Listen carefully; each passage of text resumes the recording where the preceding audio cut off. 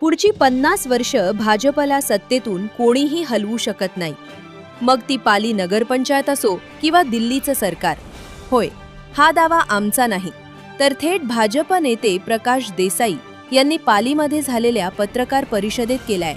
केवळ आश्वासनं आणि बैठकांचे सत्र न चालवता कामांची प्रत्यक्ष अंमलबजावणी करणं हीच भारतीय जनता पार्टीची कार्यपद्धती आहे.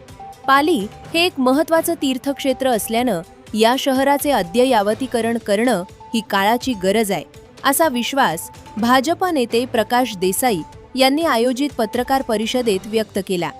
यावेळी त्यांनी पाली शहराच्या विविध मूलभूत प्रश्नांवर पक्षाची भूमिका स्पष्ट केली. संपूर्ण देशामध्ये भारतीय जनता पार्टीची घोड होत असताना आपण पाहिलं की पश्चिम बंगालमध्ये न उत्तर भविष्यात असं यश भारतीय जनता पार्टीने अचीव्ह केलं. आणि त्याच पार्श्वभूमीवर मी स्थानिक स्वराज्य संस्थांच्या निवडणुकीला रायगड जिल्ह्यामध्ये सामोरे गेलो. रायगड जिल्ह्यामध्ये भारतीय जनता पार्टीने अतिशय चांगलं असं यश मिळवलं आणि आज भारतीय जनता पार्टीचा जिल्हा परिषद अध्यक्ष स्थानापन्न झालेला आहे.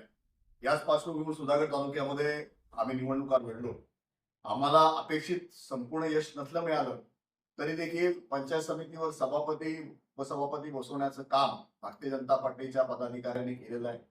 सोबत घटक पक्षाला बरोबर घेऊन केलेलं आहे आणि प्रथित असं यश भारतीय जनता पार्टीने अचीव्ह केलेलं आहे.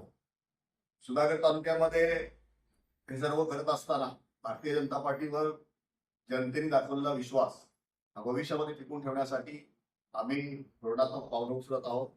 त्या पद्धतीने आम्ही सगळे काम करत आहोत.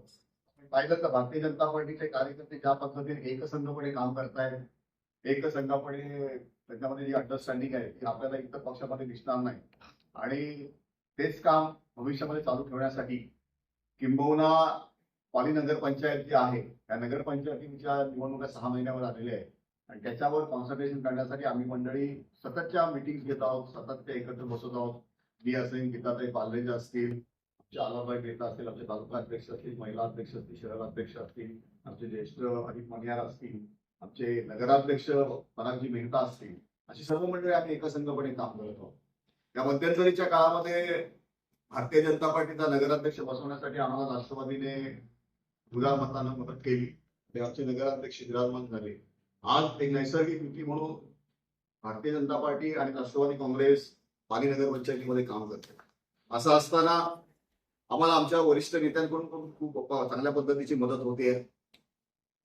आता कालच आम्ही सर्व मंडळी आमचे प्रदेशाध्यक्ष आदरणीय रवींद्रजी चव्हाण साहेबांना जाऊन भेटून आलो आणि त्यांना आमच्या नगराध्यक्षांनी निवेदनही दिलं पालीच्या नळ योजनेसंदर्भामध्ये.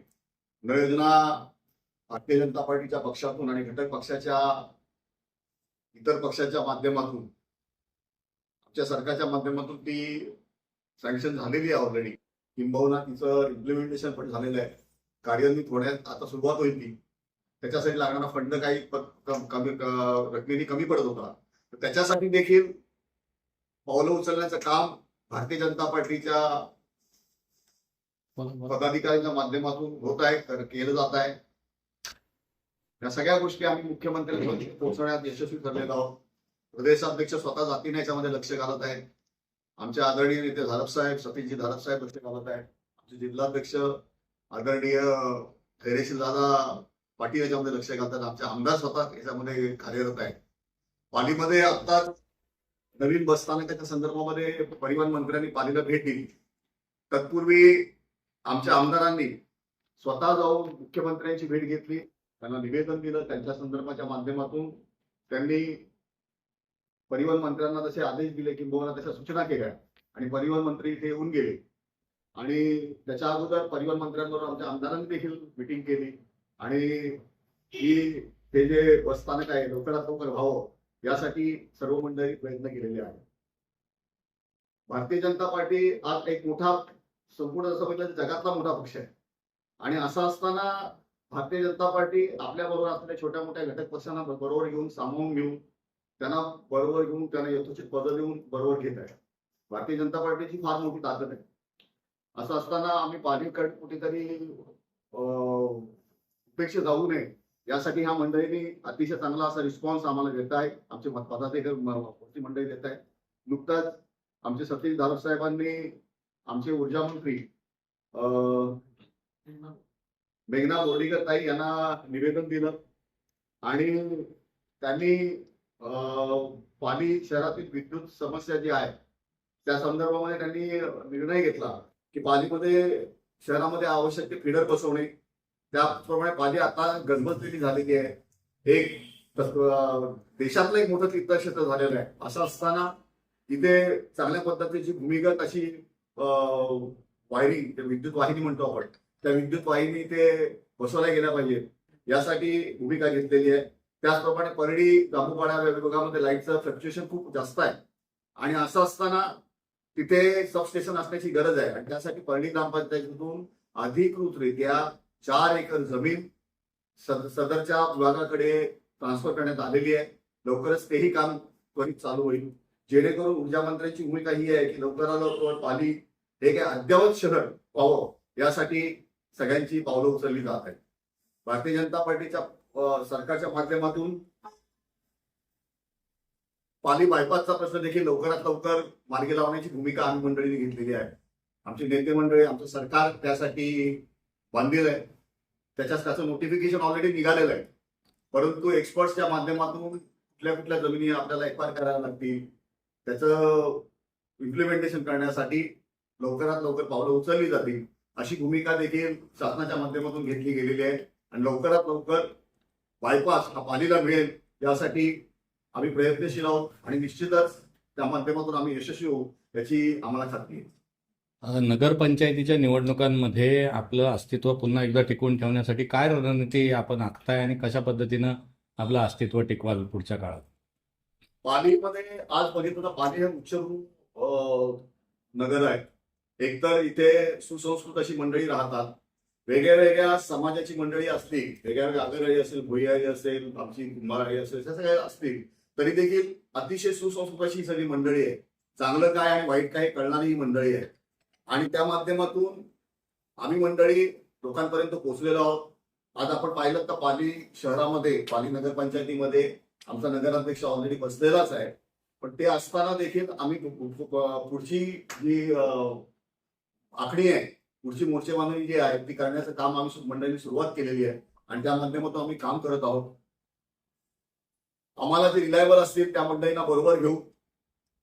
वेळ आली तर एकला चलो या भूमिकेतून भारतीय जनता पार्टी पुढचं निवडणूक लढेल आणि केवळ लढणार नाही तर पुढचा नगराध्यक्ष देखील हा भारतीय जनता पार्टीचाच बसेल ही भूमिका ठाम आमची असेल. मागील अनेक वर्षापासून आपण बघतो की शुद्ध पाणी, पाणी पुरवठा असेल किंवा शुद्ध पाणी जल योजना जी आहे, याबरोबरच बायपासचा प्रश्न आहे, इतरही रस्ते आणि इतर एसटी स्टँड सारखे प्रश्न आहेत. अनेकदा निवडणुकीमध्ये वेगवेगळ्या प्रकारचे नेते येतात, आश्वासने देतात, मात्र गेले 15 वर्षे हे प्रश्न सुटत नाहीत आणि आज महायुतीतले आता कदाचित या पुढच्या श्रेयवादाच्या लढाईमध्ये राष्ट्रवादी देखील उडी घेण्याची शक्यता आहे. हे श्रेयवादाची लढाई तर नाही ना, कसं बघता याकडे? श्रेयवादाची लढाई म्हणता येणार नाही. त्याचं कारण असं आहे की या संपूर्ण सरकारचं सेंट्रलायझेशनचं नेतृत्व झालेलं आहे ते बरं आहे, ते भारतीय जनता पार्टीकडे. या सरकारचं नेतृत्व भारतीय जनता पार्टीचे मुख्यमंत्री आदरणीय देवेंद्रजी फडणवीस करत आहेत आणि त्यांच्या माध्यमातून योग्य ती रणनीती, योग्य ते विकास कामांची दिशा दाखवण्याचं काम इतर मंत्र्यांना केलं जातं आणि ते काम भारतीय जनता पार्टीच्या माध्यमातून होत आहे. आता श्रेयवादाची लढाई ही तर सगळीकडेच होत असते, काही फार मोठी गोष्ट नाहीये, परंतु ते सगळं करत असताना देखील आमची पालीची जनता एवढी जागरूक आहे आणि एवढी जाणीवपूर्वक सगळी माहिती घेणारी आहे की त्यांना माहित आहे खऱ्या अर्थानं काम कोणाच्या माध्यमातून होत आहे. तुम्ही आता म्हणतात की 14-15 वर्षाच्या गोष्टी घडत आहेत पाणी नळ योजनेच्या संदर्भामध्ये किंवा फिल्टर प्लॅनच्या संदर्भामध्ये, परंतु आमचं सरकार मध्यंतरीच्या काळामध्ये नव्हतं. त्याच्या अगोदर देखील ही गोष्ट भारतीय जनता पार्टीच्या माध्यमातून प्रत्यक्ष आणण्याचा प्रयत्न झाला होता. त्याच्यानंतरचं सरकार जे होतं ते उबाटाचं सरकार होतं आणि उबाटा आणि आघाडीचं सरकार होतं, महाविकास आघाडीचं. त्याच्या माध्यमातून हे या प्रश्नाच्या बद्दल उदासीनता होती. आता ते पुन्हा एकदा सरकार बसल्यानंतर आता अगदी युद्ध पातळीवर सगळ्या कामांना सुरुवात झालेली आहे, युद्ध पातळीवर सगळे निर्णय घेण्याची सुरुवात झालेली आहे. किंबहुना ते निर्णय घेतले गेलेले आहेत आणि त्या पद्धतीने काम चालू आहे. मी म्हटलं त्याप्रमाणे नळ योजनेला काही पैसे कमी पडत आहेत तर त्या संदर्भामध्ये भूमिका सरकारने घेतलेली आहे की लागणारे अतिरिक्त पैसे जे लागतील त्याची त्या निधीची व्यवस्था करून ही योजना पूर्णत्वास नेण्यासाठी किंबहुना चालू करून लवकरात लवकर पूर्णत्वास नेण्यासाठी आणि पालिकांना शुद्ध फिल्टर प्लॅन्टचं पाणी मिळावं यासाठी भूमिका घेतली जाईल. राष्ट्रवादी काँग्रेसचा श्रेयवादाच्या लढाईमध्ये भाग येणार नाही, कारण राष्ट्रवादीने घटक पक्ष म्हणून आमच्या बरोबर आज ते सरकारमध्ये आहे. आम्ही जर काम केलेलं असेल, भारतीय जनता पार्टीने काम केलं असेल, तर त्यांना देखील श्रेय घेण्याचं छोटं मोठं नक्की त्यांना अधिकार आहे, तर ते आमच्या बरोबर असणार आहे. ही भूमिका आमची असणार. इतरही घटक पक्ष आमच्या बरोबर आहे, त्यांच्याबद्दलही आमची भूमिका हीच असणार.